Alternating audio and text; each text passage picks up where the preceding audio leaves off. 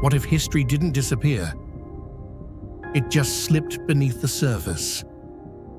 Beneath the harbors of Egypt, palaces once walked by Cleopatra now sleep beside Heracleion, the so-called Atlantis of the Nile. In India, the sacred city of Dwarka rises from the sea like a memory trying to surface. Roman villas still shine with untouched mosaics deep beneath Italian shores, while a mastodon-marked stone path lies hidden under Lake Michigan. From Turkey's underwater fortresses to a volcanic city floating in the Pacific, these aren't scattered ruins. They're a network of drowned empires. This is 7 sunken civilizations the sea couldn't erase. Hit like and subscribe so you don't miss what's rising from below. And tell us, which one do you think the ocean's hiding the best? For centuries, it was just a myth. But under the waves of Alexandria, stone by stone, the legend came back to life. Just beneath the waves of Egypt's modern-day Alexandria lies a city frozen in time, an entire royal district submerged by history, shrouded in sediment, and forgotten by civilization for over 1,600 years. Among its ruins, the palace of Cleopatra VII, the last pharaoh of Egypt, a queen immortalized not just by her reign, but by her tragic romance, political cunning, and larger-than-life legacy. For centuries, the idea of Cleopatra's palace was relegated to legend. Ancient sources wrote of its grandeur, a structure built to rival the gods, overlooking the sparkling waters of the Mediterranean. Yet with time and tectonic violence, the palace seemingly vanished without a trace, leaving behind only rumors, crumbling scrolls, and speculation. But in the late 20th century, all of that began to change. Do you believe Cleopatra's actual tomb could still be hiding underwater, waiting to be found? Some experts think it's somewhere near the ruins. Drop your theory in the comments. From the 4th to the 8th century AD, the Nile Delta region was struck by a series of devastating earthquakes accompanied by powerful tsunamis. These natural disasters caused entire sections of ancient Alexandria to collapse, including the famed royal quarter that once housed Cleopatra's palace. The landscape shifted, harbors were displaced, and the coastline was redrawn. For over a millennium, the palace's exact location remained one of archaeology's greatest unsolved mysteries. Modern-day Alexandria was built atop layers of ancient ruins, hiding all traces of the past. Even underwater, the murky harbor made exploration nearly impossible. It wasn't until marine archaeologist Frank Goddio arrived, armed with modern technology and a bold hypothesis, that the gateway to the past finally began to open. In the late 1990s, marine archaeologist Frank Goddio and his team from the European Institute for Underwater Archaeology launched an ambitious survey in the eastern harbor of Alexandria. Using advanced equipment such as sonar scanners, sub-bottom profilers, and magnetometers, they began mapping the seafloor in detail, an area historically believed to be the heart of the Ptolemaic royal district. What they uncovered astonished the archaeological world. A vast array of monumental structures scattered across the seabed, including stone columns, sphinxes, granite blocks, ceremonial platforms, temple foundations, and colossal statues. But the most crucial aspect was not the individual artifacts themselves, but how they interconnected. Together, they formed unmistakable traces of a royal complex that once stood there, matching almost perfectly with ancient descriptions of Cleopatra's palace and surrounding temples. This is where the story becomes extraordinary. Among the hundreds of artifacts retrieved from beneath the waves were large black granite sphinxes, broken obelisks, and colossi depicting Egyptian deities and Greek rulers alike. Some bore unmistakable Ptolemaic features, blending classical Greek aesthetics with traditional pharaonic iconography, just as Cleopatra's lineage had. One statue in particular stood out, a massive granite torso believed to represent Cleopatra herself or a Ptolemaic queen, styled as the goddess Isis. Her body posed in a divine gesture, her headdress worn in royal fashion. This sculpture echoed ancient texts describing Cleopatra's devotion to Isis and her strategic self-representation as a living deity. Even more compelling were the remains of the Temple of Isis itself. Foundations and fragments of this once sacred site were discovered offshore, precisely where ancient writers had claimed it once stood, adjacent to Cleopatra's palace. The temple's orientation, layout, and ceremonial platforms suggested rituals held in reverence to the goddess. Cleopatra had long aligned herself with Isis to legitimize her divine rule. The physical remnants of this structure were not just spiritual ruins, they were political symbols. Other findings included ceremonial docks and massive piers likely used for royal barges, possibly even the one Cleopatra used when she staged her famous entrance to seduce Julius Caesar. These weren't random stones on the seabed. These were the literal stage props of history. Godio's team also uncovered coins and pottery inscribed with the faces and names of Cleopatra and her father Ptolemy XII, anchoring the site's time frame with remarkable precision. Everything began to converge. All the architectural clues, religious associations, and dating evidence pointed to a clear conclusion. This submerged district was once the royal quarter of ancient Alexandria, and within it stood the palace of Cleopatra. Cleopatra's palace wasn't just a building, it was a political statement. Built in the Greco-Egyptian style, it symbolized the queen's ability to unify cultures. As the last ruler of the Ptolemaic dynasty, Cleopatra walked a fine line between Egyptian tradition and Hellenistic modernity. Her palace reflected that balancing act, with grand columns reminiscent of Greek temples and inner sanctuaries built to honor Egyptian gods. To find its remains underwater is to rediscover not only a structure, but a worldview. Every stone and statue echoes the image Cleopatra curated of herself, a powerful, divine woman commanding respect from Rome, reverence from Egypt, and fear from her enemies. These underwater relics don't just confirm the palace's existence, they validate ancient historical accounts, long dismissed as exaggerated or mythical. Amid the ruins lying beneath the waters of Alexandria, there is a haunting beauty, as if the sea itself still holds the breath of Cleopatra's final tragedy. Historians believe that within these very palace walls, the queen quietly plotted her resistance against Octavian, desperately forged her last political alliances, and ultimately made her fateful choice: to die rather than surrender. According to legend, after the death of Mark Antony, Cleopatra retreated to a secret chamber, possibly one of the royal halls now submerged, and ended her life on her own terms. The sea now preserves that final chapter. Though her tomb has never been found, many experts believe it lies somewhere near these ruins, perhaps buried beneath layers of sediment or hidden within a sunken temple nearby. If ever uncovered, it would rank among the greatest archaeological discoveries in human history. Today, Cleopatra's lost palace still lies beneath the waters of Alexandria's harbor, but it is no longer beyond reach. Quiet yet determined efforts to preserve the site are underway, including surveys, structural reinforcement, and ongoing artifact analysis. Researchers and local authorities have proposed a bold idea: to transform this entire sunken royal city into Egypt's first underwater archaeological museum, a place where visitors could dive and directly explore the palace ruins, ancient monuments, and sacred temples resting silently beneath millennia of sediment. If realized, it would be more than just a tourism project.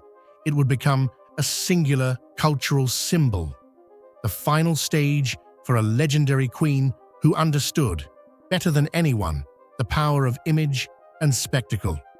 A place where history, politics, love, and tragedy converge in stone and salt water. Cleopatra was never truly lost. She has simply been waiting to be found. And now, as science gradually reveals what the sea once swallowed, the queen returns, not just through legend, but through statues, temple columns, and the memory of humankind. Beneath the frigid, deep waters of Lake Michigan, one of the largest and oldest lakes in North America, lies something that doesn't quite belong. It doesn't appear on maps. There are no historical sight signs, and no crowds of tourists snapping photos. Hidden deep within the lake bed is a row of large stones arranged in a straight line, resembling a road swallowed by time and water. Most astonishing of all, one of the stones appears to be engraved with the image of a mastodon, a massive prehistoric elephant that once roamed across North America. This discovery wasn't the result of a grand excavation, but rather a strange coincidence. In 2007, while surveying the lake bed with sonar for a separate research project, a team from Northwestern Michigan College stumbled upon a sequence of evenly spaced stones. The straight alignment and uniform gaps immediately drew attention. It was far too regular to be a product of nature.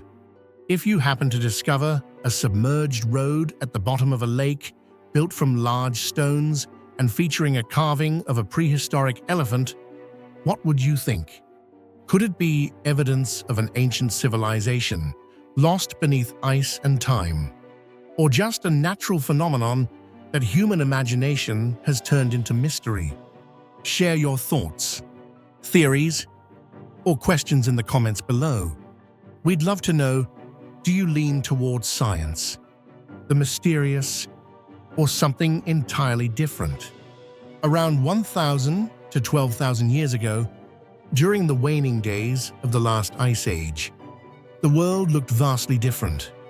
What is now Lake Michigan was not a vast body of water, but instead a dry and exposed landscape shaped by retreating glaciers and shifting climates. The lake bed today, submerged beneath meters of cold water, would have been a corridor of life, with open plains, patches of forest, and shallow wetlands. This setting would have attracted both prehistoric megafauna like mastodons and early human hunter-gatherers. Mastodons, traveling in herds, likely used the area as a migration route in search of water and vegetation. And where large animals moved, humans followed. It's plausible that this region was not only a hunting ground, but also a place of observation, ritual, or symbolic expression, perhaps even the site where one of them carved the image of a mastodon into stone.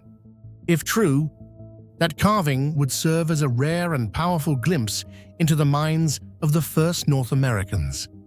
When researchers surveyed the bottom of Lake Michigan and discovered this unusual formation of stones, what astonished them wasn't just the presence of the rocks, but the way they were arranged.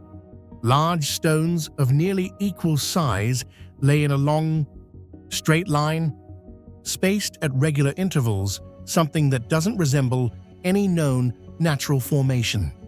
It's the kind of structure we typically associate with human construction, like Stonehenge or other megalithic monuments. Some archaeologists have even dubbed it America's underwater Stonehenge. Yet to this day, no tools, human remains, or cultural artifacts have been found nearby, partly because underwater archaeology is extremely challenging, and partly because no comprehensive excavation has ever been conducted. This lack of definitive evidence only deepens the mystery. It remains a structure that no one can confidently attribute to humans. but one that nature alone seems unlikely to explain. This is the part that makes the entire discovery so compelling, not because of what we know, but because of what we still don't. If this wasn't the result of natural forces, then who placed them there? And why? We know that prehistoric humans in North America during this time mostly lived in small, scattered hunter-gatherer groups. They left behind few large structures and little evidence of organized construction. Arranging large stones in a linear path would have required labor, intent, and some form of social coordination, something not previously attributed to cultures in this region and time period. One of the stones appears to bear an engraving of a mastodon, complete with a head, tusks, and a curved back. Sonar images seem to confirm the shape, but debate continues. Some scientists argue that it's just a coincidental crack in the stone. Others insist the image is too defined to be random, and if it's confirmed, it could become one of the oldest examples of prehistoric rock art in North America, predating the famous cave drawings of the American Southwest. Lake Michigan is hardly an unexplored frontier. Scientists, hydrologists, and professional divers have studied it for decades. So why hadn't anyone noticed such a large and peculiar structure? Was it previously buried beneath sediment and only recently uncovered due to shifting lakebed conditions? Or perhaps similar findings have been overlooked simply because they lacked an obvious carving, like the mastodon. If we piece the elements together, the aligned stones, the prehistoric animal carving, the dryland context during the Ice Age, it's entirely possible that this is a remnant of an ancient Native American culture, one with its own symbolic expressions, beliefs, and construction abilities, but one that has been wiped away by rising waters and forgotten by time. This is no longer a far-fetched idea. Modern archaeologists are slowly acknowledging that prehistoric cultures in North America may have been far more advanced than previously believed. And sometimes, it only takes a single, well-timed discovery like this sunken road to rewrite an entire regional history. So far, no major research institution has conducted an official excavation of the site. The main reasons lie in the extremely high cost of underwater archaeology and the limited existing evidence, which makes it difficult to secure funding. However, it's clear that this is no ordinary discovery. The number of unanswered questions surrounding it has already captured the attention of the scientific community. In archaeology, as in science in general, the more difficult a mystery is to solve, the more it deserves to be pursued, because such mysteries often open new doors to our understanding of human history. From theories of a buried ancient civilization to the possibility that this is merely a coincidental natural arrangement. No explanation has been confirmed. Yet it is precisely this ambiguity that makes the submerged structure in Lake Michigan so captivating. Archaeologists, divers, documentary filmmakers, and history enthusiasts alike have been drawn in by this unresolved mystery. It raises the possibility that we still don't fully understand our own past, and that sometimes a single small discovery can shake the foundations of what we thought we knew. Whether it's a mini Atlantis of North America or simply a lesson in the limits of our imagination, this mystery has accomplished what every great scientific discovery should. It sparks questions. If you were to stand at the edge of Lake Michigan on a calm day, gazing out at the still surface, you'd never guess that beneath those waters might lie a piece of forgotten history, a road, a carving, or even a vanished culture. And that's why this discovery continues to linger in the minds of mystery lovers, because sometimes what captivates us most isn't what we know, but what we've yet to understand. Hidden deep in the western Pacific Ocean, off the remote island of Pohnpei in the Federated States of Micronesia, lies one of the most astonishing archaeological enigmas on Earth. It's known as Nan Madol, and its haunting ruins, lost amid a mangrove-covered coastline, have earned it the nickname the Venice of the Pacific. But this nickname only hints at the incredible complexity and unsolved mysteries that surround this ancient megalithic city, constructed from approximately 75,000 tons of volcanic basalt rock.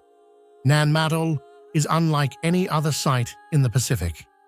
Built entirely on top of a coral reef, it is composed of over 90 man-made islets, each surrounded by tidal canals and connected by a complex web of waterways, giving it its Venetian comparison.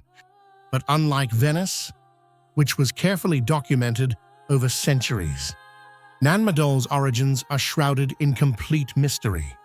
No written records, no known construction tools, no definitive answers. The sheer scale of Nan Madol defies belief. Many of its buildings are made of columnar basalt logs, some weighing as much as 50 tons, stacked horizontally like oversized timber beams.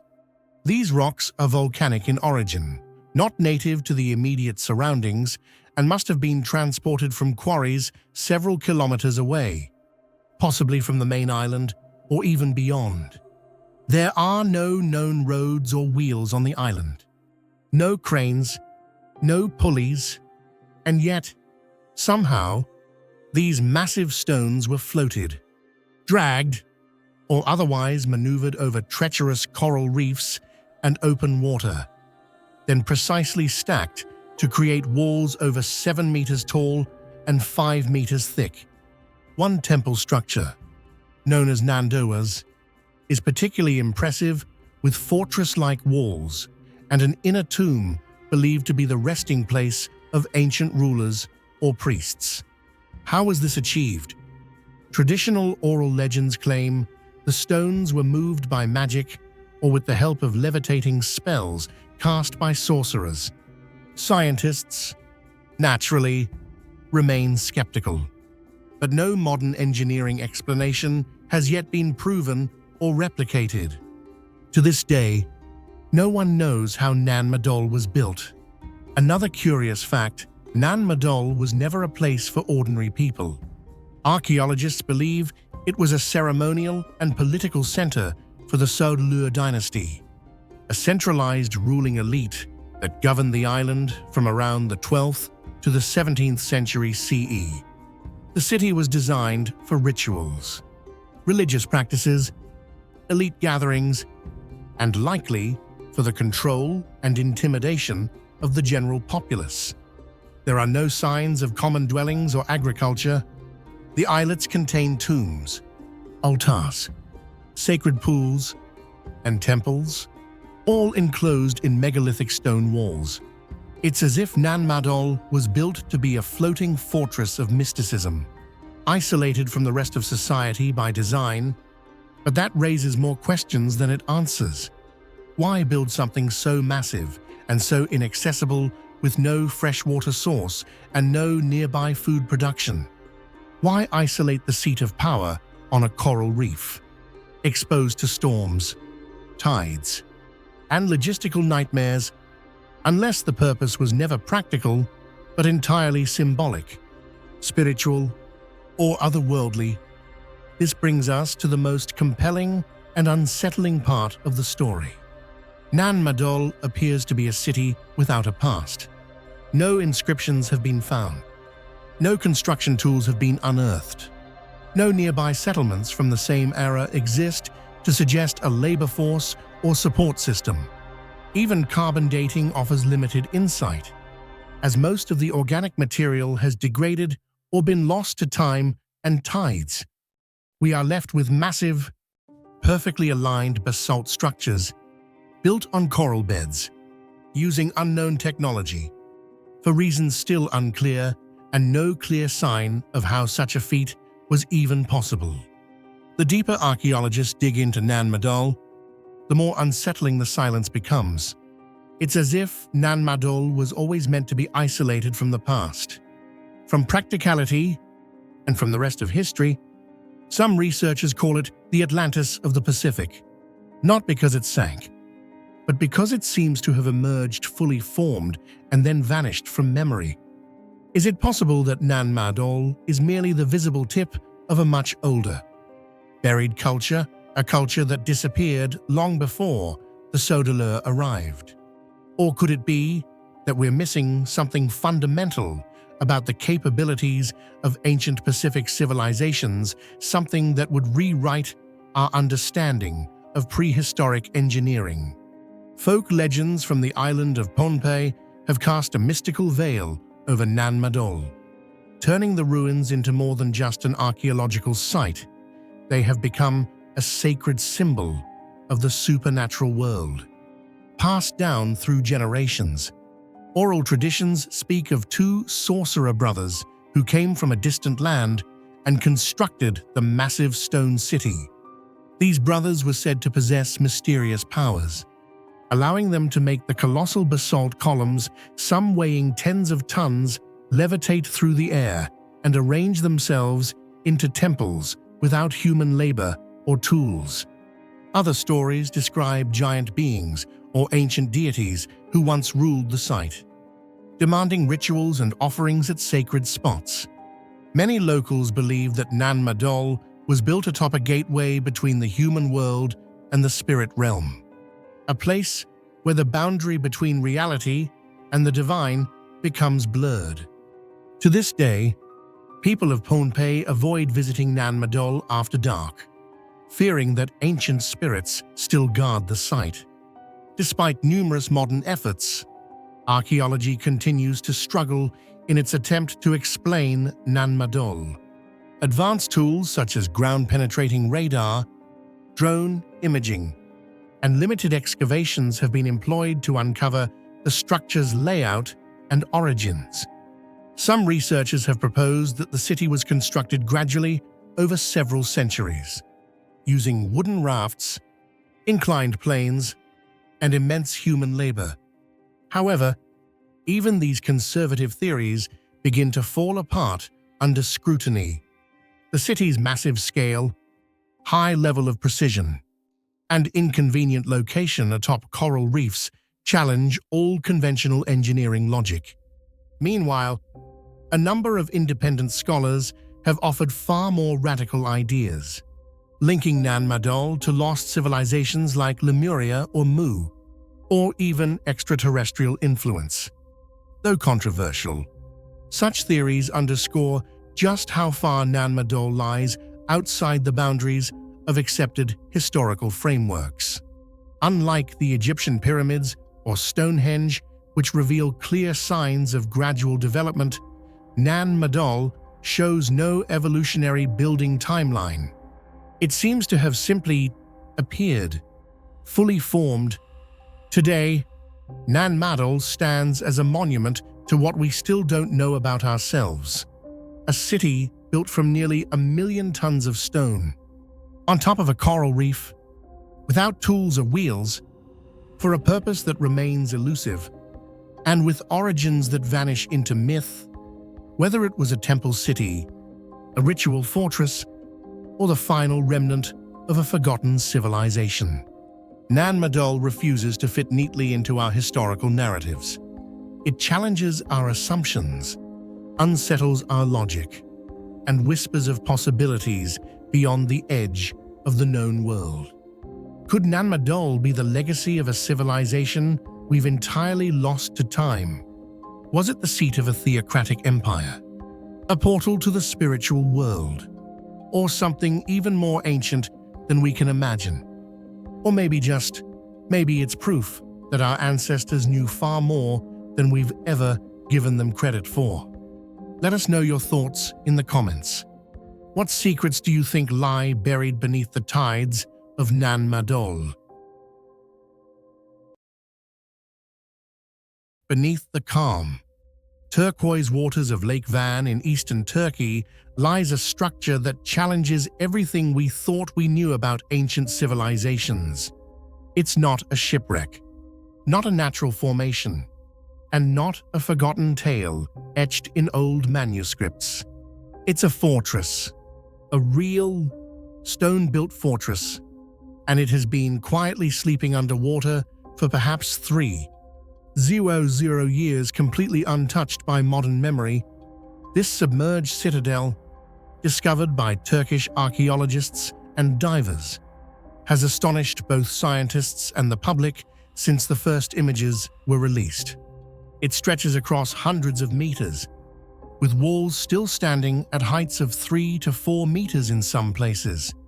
Its straight lines and carefully placed stones betray intentional design, not the randomness of geological formations.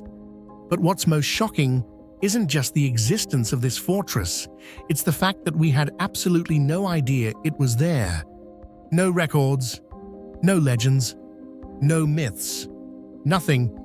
Lake Van is no ordinary lake. It is the largest lake in Turkey. But what makes it truly remarkable is its unusual chemical composition. The water is highly alkaline, much saltier than seawater, and this has created an environment so harsh that almost no living organisms can survive in it. There are no invasive plant roots, no schools of fish to disturb the sediment, and the deeper layers of the lake are nearly devoid of oxygen. This biological emptiness has ironically become the perfect condition for preserving ancient structures. The walls of the fortress, now submerged at depths between 3 and 10 meters, have retained their shape almost completely intact after millennia. Straight lines of stone, fitted together with ancient techniques, show little erosion or collapse, unlike most ruins found on land. It's as if nature itself has sealed this place inside a time capsule, a still, high-altitude body of water where earthquakes, storms, climate change, and the slow passage of thousands of years have all passed without leaving significant marks. But it is this very perfection in preservation that raises the biggest question: what exactly is this structure? Who built it, and for what purpose does it lie in silence at the bottom of the lake, as if it never existed at all? Initial studies suggest that the underwater fortress in Lake Van may date back to the time of the Eurasian Kingdom, a once powerful civilization that flourished in the eastern highlands of what is now Turkey.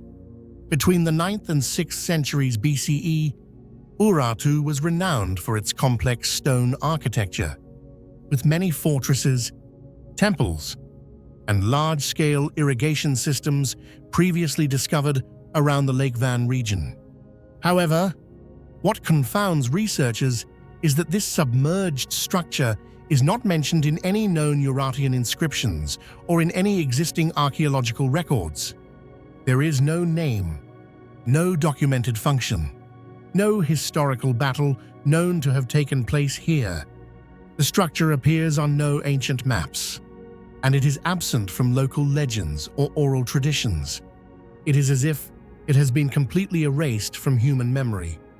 This raises a major question for archaeologists. If the Urartians did build this fortress, why did they leave no cultural trace or historical record of it? Or could it be that we are facing a chapter of history even older and more mysterious than anything we've ever known? What makes the underwater fortress in Lake Van one of the greatest archaeological mysteries of the modern era is not its size, construction technique, or age, but rather the haunting question: why is it underwater? This isn't just a side detail, but the key that unlocks a flood of theories, from geology to spirituality, from climate change to forgotten catastrophes. Some scientists believe that the water level of Lake Van was much lower in ancient times. Over thousands of years, due to tectonic activity, landslides, or prolonged climate shifts. The water may have gradually risen, slowly submerging the entire structure. This theory sounds reasonable from a geological standpoint, but it lacks direct evidence. No ancient maps show changing shorelines, and no accompanying ruins have been found to support the claim. Other scholars have proposed bolder scenarios, such as a forgotten disaster, a massive earthquake that tore the land apart, causing it to sink and bury the fortress, or a sudden flood that drowned the entire settlement in a matter of days. Some even suggest a series of smaller events that gradually led to the collapse of a local population, leaving their fortress behind to fade from memory. Yet, perhaps the most haunting theory is this was the fortress intentionally hidden. Could it have been a sacred site, deliberately placed beneath the water as part of an ancient ritual? Or even more unsettling, might it be the remnant of a previously unknown civilization, one that vanished before written language could preserve its story? To this day, there are no clear answers, only countless open questions. And that is what makes the Lake Van Fortress so profoundly mysterious, a real structure that seems to exist outside the boundaries of the history we thought we knew. Although archaeologists have employed a range of modern technologies, such as sonar scanning, underwater drones, and specialized diving equipment, what we know about the fortress beneath Lake Van remains just the surface of a vast and complex hidden world. No inscriptions have been found on its walls, and no clear artifacts have been discovered nearby. The structure lies too deep, the water too murky, and the surrounding geology too unstable, making a full-scale excavation nearly impossible. We are facing a riddle carved in stone, yet drowned in the absolute silence of time. There are no traces of language, no archaeological clues, only silent walls that seem to want to speak, but no one can hear them. To this day, the Lake Van Fortress remains one of the most inexplicable archaeological mysteries. It doesn't just challenge our understanding of the Eurasian Empire, it forces us to ask, do we truly understand the past? Or are we merely assembling disconnected fragments of a long-lost picture? Imagine standing on the shores of Lake Van, quietly watching gentle waves lap against the rocky edge in a tranquil, still atmosphere. In the distance, volcanic mountains rise beneath a pale blue sky, and the call of birds echoes through the wind, reminding you of a land that feels ancient and untouched. Yet, right beneath your feet, beneath the seemingly peaceful, clear water, lies an entire world forgotten by time, a fortress built by hands long turned to dust. No one knows its name, who once lived there, or what happened that caused it to sink into silence. It has no story, no written record, but its existence is undeniable. And perhaps that is the greatest power of this mystery, not just the things we do not yet know, but the things we never even thought we should be searching for. What do you think? Could the Lake Van Fortress be proof of a lost city swallowed by rising waters? Or is it the remnant of a civilization even older than Urartu? Might it hold answers to other unexplained sites found underwater across the globe? Drop your theories in the comments. History doesn't always leave us answers, but sometimes it leaves just enough to ignite the imagination. Imagine yourself swimming beneath the crystal-clear waters of the Mediterranean, sunlight shimmering through the waves, illuminating stone-paved streets, vivid red walls, and an entire ancient Roman villa lying right beneath your feet. Not a pile of rubble, not a few scattered bricks, but a fully preserved Roman world houses, baths, colonnaded corridors, and most striking of all, mosaics so intact and intricate. They're almost haunting. These aren't in a museum. They haven't been restored. They've been lying undisturbed on the seafloor for nearly 2,000 years and remain astonishingly unharmed. Every tile, every pattern, every detail still shines, as if time itself paused in this underwater world. No one could have imagined it a second Pompeii, hidden in the depths, but more vivid, more mysterious, and perfectly sealed by nature itself. In the golden age of the Roman Empire, there was a coastal city so lavish, so drenched in wealth and indulgence, that it earned the nickname Las Vegas of ancient Rome. That city was Baiae, a resort town nestled along the Bay of Naples, where emperors, senators, and military elites came not to rule, but to retreat. Marble villas stretched along the shoreline. Steam rose from elaborate bathhouses, and colonnaded walkways echoed with the footsteps of men like Julius Caesar, Nero, and Tiberius. It was a playground for the elite, a place of scandal, luxury, and excess. But in the 3rd century AD, nature quietly reclaimed it. A slow but relentless geological phenomenon known as bradycism, caused by underground volcanic activity, made the land gradually sink, year after year, inch by inch. Baiae was swallowed by the sea. No eruptions, no explosions, just silence as temples, mosaics, and villas slid beneath the waves. The city disappeared not in fire, but in water. That should have erased it forever. Yet strangely, it preserved it instead. When the first underwater archaeologists approached the seafloor near Pozzuoli and Baiae, they were wholly unprepared for what would emerge before their eyes. Beneath shafts of sunlight filtering through the clear blue water, strange shapes began to appear, black and white mosaic floors, perfectly intact, rising from the seabed as if they had never been buried at all. No cracks, no crumbling, no murky erosion from sand. They had survived nearly 2,000 years with a level of detail that left modern observers breathless. Unlike other Roman ruins destroyed by earthquakes or volcanic eruptions, these villas had not collapsed. They had simply sunk slowly, peacefully, and in utter silence. That quiet descent, combined with layers of fine sediment, clean sea sand, and stable underwater conditions, created an environment nearly ideal for preservation. Down there, it felt as though time had stopped. What shocked experts the most was the unbelievable intricacy of the mosaics. Classical geometric patterns interlocking squares, elegant wave borders, mythological emblems remained sharp, as if completed just a few years ago.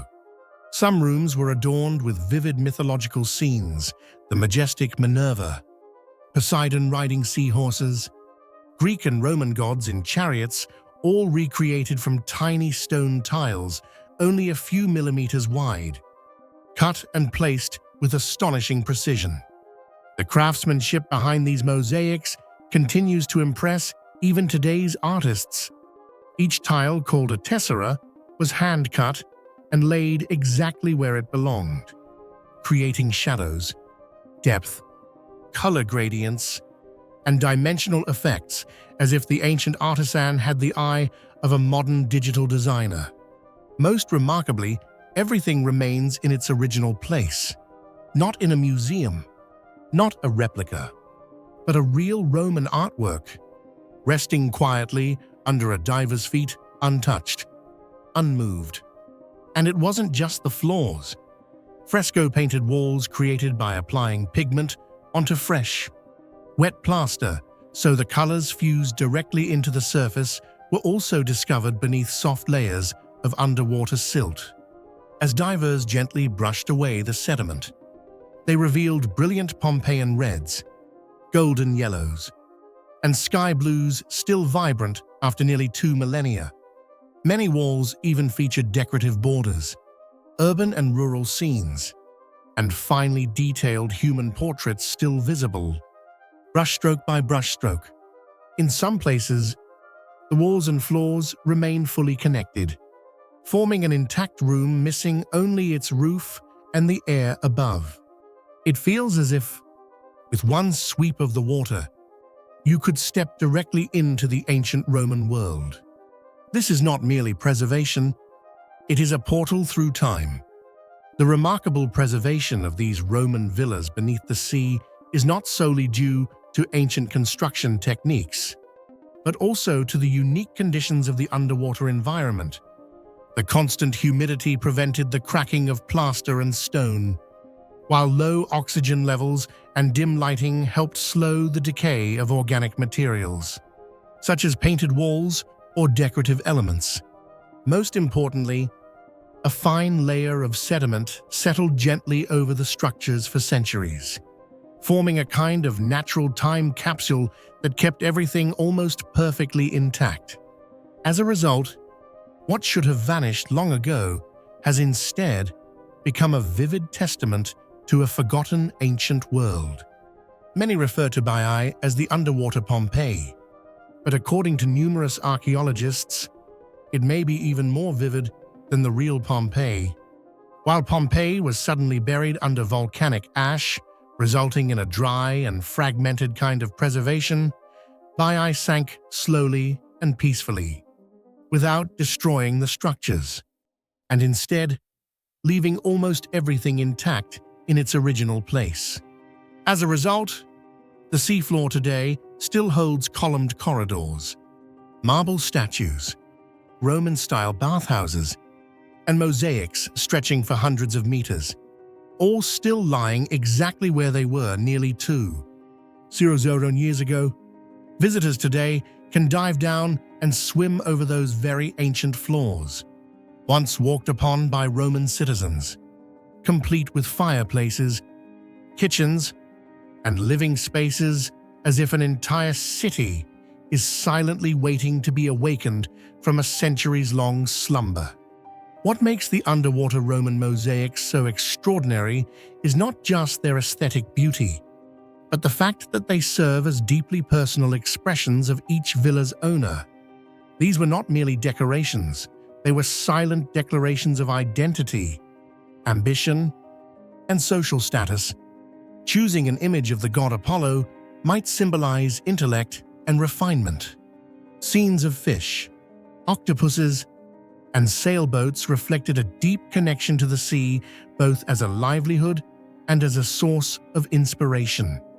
The Romans didn't carve their names into the walls.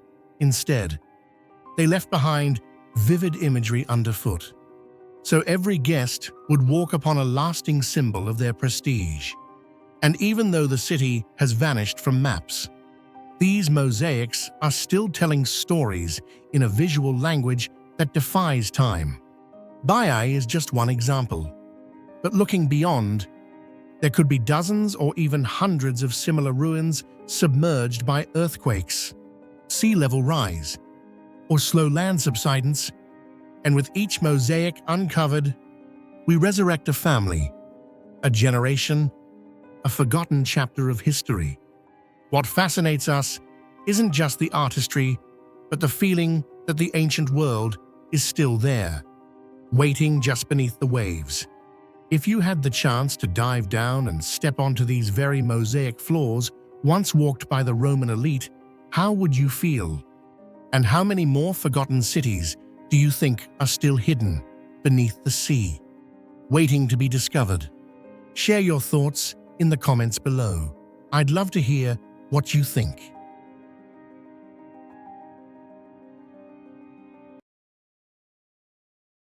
When discussing the greatest mysteries humanity has ever faced, people often think of Plato's Atlantis or the Moai statues of Easter Island. Yet, in the distant east, specifically in India, there exists another equally majestic legend, the city of Dwarka, believed to have been the realm of Lord Krishna, an incarnation of Vishnu in Hindu tradition. But what makes Dwarka truly special is not just its mythological significance, but the enigmatic ruins discovered beneath the sea, along with the unanswered questions that have lingered for over 2 decades. According to the epic Mahabharata and ancient texts such as the Harivamsa and Bhagavata Purana, the city of Dwarka was once a magnificent metropolis, said to have been built by Lord Krishna himself after departing from Mathura.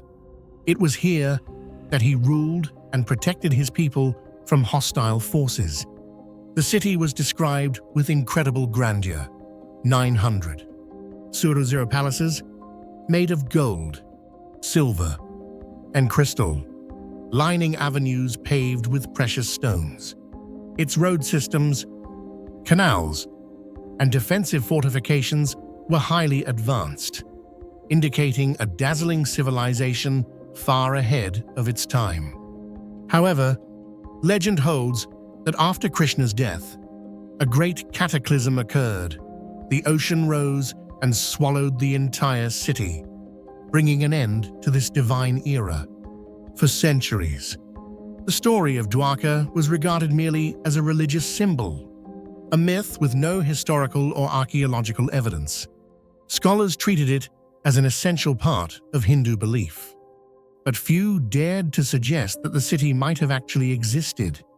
Yet in the early 21st century, a series of underwater archaeological discoveries forced the scientific community to reconsider: could Dwarka truly be just a legend, or was it in fact a faint memory of a once thriving civilization, now lost forever beneath the sea? In 2001, a groundbreaking archaeological event took place off the coast of Gujarat, India, in an area known as the Gulf of Cambay. Scientists from the Archaeological Survey of India (ASI), in collaboration with the Defense Research and Development Organization (DRDO), conducted sonar scans of the seabed for standard research purposes. However, the results far exceeded expectations. A clearly geometric structural system emerged beneath the sea, featuring straight roads, foundations, walls, and large-scale constructions located about 30 meters deep and over 20 kilometers from shore. Unlike natural sediment formations or irregular rock clusters, these structures displayed distinct signs of human engineering: precisely aligned roads, perfect right angles, intentionally arranged brick floors, and massive stone walls. Altogether, these features suggested the existence of a settlement possibly covering up to 5 square kilometers, with some structures stretching hundreds of meters, an astonishing notion when considering their potential age. And that wasn't all. Divers and underwater retrieval robots later uncovered pottery shards, stone tools, and even human bones in the same area. When these samples were sent for radiocarbon C14 dating, a controversial result emerged. Some pottery fragments were dated between 7,000 and 9,500 years old, predating the Egyptian and Mesopotamian civilizations, long considered the cradles of human society.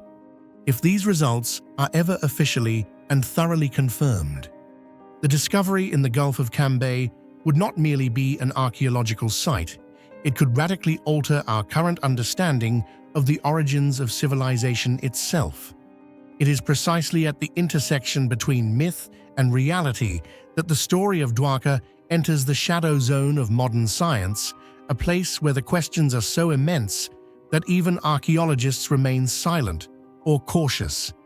Although the structures discovered beneath the Gulf of Cambay seem to match astonishingly well with descriptions in ancient Hindu texts, to this day, a series of major mysteries remain unresolved by current scientific methods. The biggest question remains: is this truly the legendary city of Dwarka? Texts like the Mahabharata describe the city's architecture in great detail, yet provide no precise coordinates. Meanwhile, the discovered site lies quite far from present-day Dwarka, which is now a major Hindu pilgrimage destination, Still, features such as extreme wealth, massive urban scale, and sudden disappearance into the sea align uncannily with ancient accounts. Then comes the issue of the 900-year age estimate, a figure that shook the archaeological community when first announced. Although determined through radiocarbon dating on retrieved pottery shards, bones, and organic material from the seafloor, many scientists remain cautious. This dating method can be influenced by underwater geological factors such as ocean currents, sediment deposits, or contamination from modern materials. Some experts believe that while the artifacts might indeed be ancient, the city-like structures may belong to a later era, possibly to the Harappan civilization, or represent an entirely different culture. Another unsolved puzzle is, how could such a city have sunk beneath the sea? There is no clear evidence of earthquakes, tsunamis, or geological events of sufficient magnitude to submerge an entire urban center in a short period. Moreover, the structures remain remarkably well preserved and show little of the erosion typically seen in marine environments over millennia. This has led to theories of an extreme geological event, previously unknown or unrecorded in natural history. Equally important is the question, why hasn't the international scientific community fully recognized this discovery? Despite initial publications and intense domestic interest in India, most major archaeological organizations remain distant. Part of the reason is the lack of systematic and in-depth excavation, but also the religious and political sensitivity of the region. Furthermore, underwater archaeology is a highly expensive and technically demanding field, requiring advanced technology that India was still developing at the time. Finally, there is the clash between faith and science. For millions of Hindus, the underwater city is undeniable proof of the reality of the Krishna legend. But for modern science, no matter how powerful belief may be, faith cannot replace empirical evidence. This tension has placed the story of Dwarka into a unique gray zone, not entirely myth, but not yet a scientifically verified truth. Today, modern Dwarka, located in Gujarat, is one of Hinduism's 4 holiest cities. It welcomes millions of devotees each year, especially those who come to worship at the Dwarkadish temple, built in honor of Lord Krishna. Even though the underwater ruins have not been definitively confirmed as the remains of the legendary city, faith in the myth has resurged powerfully. For many Indians, this is not just about archaeology, it's about a spiritual and national heritage. Could the city of Dwarka truly have existed? Could the story of Krishna be a faded memory of a lost civilization, buried under the ocean thousands of years ago? Until science can fully explore the Indian seabed and reconstruct the past using modern technology, Dwarka will remain an unsolved mystery, a compelling reminder that the line between myth and reality is sometimes so thin, it forces us to question everything we thought we knew. And perhaps it is in that very uncertainty that Dwarka endures as an eternal symbol of an ancient enigma that modern science has yet to decode. What do you think about the city of Dwarka? Is this archaeological evidence of a lost civilization, or merely a natural coincidence mixed with religious belief? Share your thoughts and theories about Dwarka in the comments below. I'd love to know, do you believe in myth, science, or a bit of both? For more than a millennium, the name Heracleion survived only in ancient texts and vague legends, a city swallowed by time, lingering somewhere at the fringes of memory from the ancient Egyptian and Greek civilizations. Many believed it to be a mere product of myth and imagination, a legendary place connected with Heracles Hercules, Helen of Troy, grand temples, and trading ships laden with gold and riches. But in the year 2000, when French underwater archaeologist Frank Goddio and his team announced their astonishing discovery off the coast of Alexandria, the world stood still. Heracleion was real, and it lay quietly beneath the sea. Heracleion, or Thonis, as the ancient Egyptians called it, once stood as a shining jewel of Egypt's northern coastline, a city both powerful and prosperous. It flourished in the 6th century BCE, occupying a prime location where the Nile emptied into the Mediterranean Sea. Long before Alexandria rose to prominence, Heracleion served as Egypt's primary port, the first point of contact for Greek and Mediterranean traders. It was more than just a commercial center. It was a crossroads of civilizations, where cultures met, gods were worshipped, and rulers legitimized their power. Yet, sometime in the 2nd or 3rd century CE, Heracleion vanished. And what's truly unsettling is how it disappeared without a trace in historical memory. No ancient document records a sudden flood. No inscriptions mourn a city lost. No writer described the chaos of evacuation or the tragedy of collapse. It simply ceased to be, as if swallowed whole by the sea and forgotten by time. Greek historians like Herodotus once wrote of its significance, yet even they left no account of its fall. That eerie silence from a city so prominent is not just mysterious, it challenges our understanding of how civilizations vanish. When archaeologists began excavating the floor of Abu Qir Bay off the coast of Alexandria, they didn't just uncover a lost city, they discovered a frozen time capsule, a world buried for over 1,200 years, yet preserved in astonishing detail. Beneath more than 10 meters of seabed mud lay silent, yet vivid, ruins, tangible fragments of a once glorious civilization. What they found revealed that Heracleion was once a thriving center of ritual and commerce. Most striking were the massive stone statues, some as tall as 5 meters, depicting Egyptian deities such as Hapi and Isis. Despite lying underwater for millennia, the carvings remain sharp and detailed, radiating an ancient, majestic dignity. Alongside them were inscribed stelae in ancient Egyptian, describing the religious ceremonies once performed here, powerful evidence of the city's spiritual significance. One of the most remarkable discoveries was the Temple of Amun-Gerab, where pharaohs underwent coronation rituals to be officially recognized by both gods and people as rulers of the Nile Delta. This wasn't just a sacred architectural site, it was also a political epicenter, with ceremonies that legitimized royal authority. But that was only the beginning. Archaeologists also uncovered over 64 ancient ships buried around the harbor, many with wooden hulls still intact. Inside and around them were thousands of artifacts, including coins, jewelry, ceramics, tools, and weapons. These objects not only demonstrate Heracleion's vibrant trade activity, but also reveal a deep connection between ancient Egypt and the wider Mediterranean world. An entire world, once lively, diverse, and culturally rich, had lain dormant beneath the waves for centuries.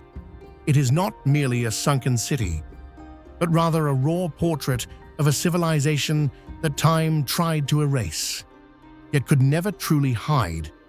Although archaeologists have partially reconstructed the former glory of ancient Heracleion, what truly makes this city one of the greatest mysteries in modern archaeology lies in the absolute silence surrounding its demise. As a crucial center of trade, politics, and religion in ancient Egypt, Heracleion once served as the international gateway for commerce and the sacred site of royal coronation rituals. And yet, the city vanished without leaving a single historical record. No legends, no catastrophes, no warnings. While Pompeii was buried by volcanic ash, Atlantis lives on in myth, and Babylon fell to war. Heracleion seems to have simply sunk and been forgotten, as if the world chose to turn away. What truly happened, and why did no one speak of it? That haunting question makes Heracleion more than a lost city.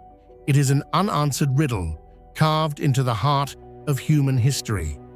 Many geologists and archaeologists have proposed reasonable theories for why Heracleion sank beneath the sea. One widely accepted explanation is soil liquefaction when the soft, water-saturated ground of the Nile Delta loses its structural integrity due to earthquakes or major floods, causing large buildings to suddenly collapse into the earth.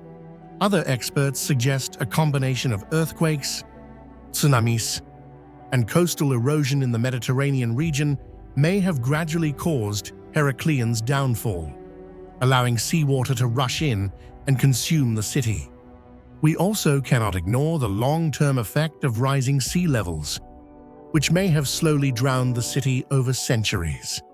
However, what makes Heracleion truly unique is not how it collapsed, but the absolute silence surrounding the event. Why is there no ancient record describing the disaster? How could a city with thousands of inhabitants, merchants, priests, nobles, commoners vanish without leaving even a single message in the annals of history? Did the people evacuate before the city fell? Did they perish with it? Or more disturbingly, was there something that kept them from speaking at all?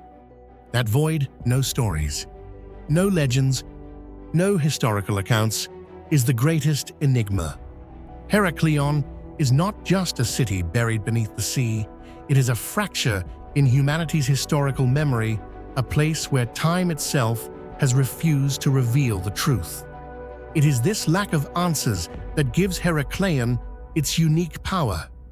The discoveries beneath the waves not only help us reconstruct a lost city, but also pose a profound challenge to science and history. How can such a radiant civilization vanish beneath the sea and leave behind no echoes in human memory? And could there be other cities, still buried in silt, that no one has even whispered about? Today, Heracleion stands as an icon of modern underwater archaeology. Its excavation has sparked new approaches in studying not only ancient Egypt, but the deeper interplay between humans, earth, and ocean. But more importantly, Heracleion offers us a timeless lesson. Not all legacies speak through recorded history. Some civilizations, some stories, some voices are buried silently, and only those who listen beneath the depths of time will hear them. And what about you? What do you think really happened to Heracleion? Was it a sudden natural disaster, a forgotten conspiracy, or simply the drift of history, erasing what no one thought to preserve? Share your thoughts. Perhaps you'll be the one to help write the next chapter in the story of this long-lost city.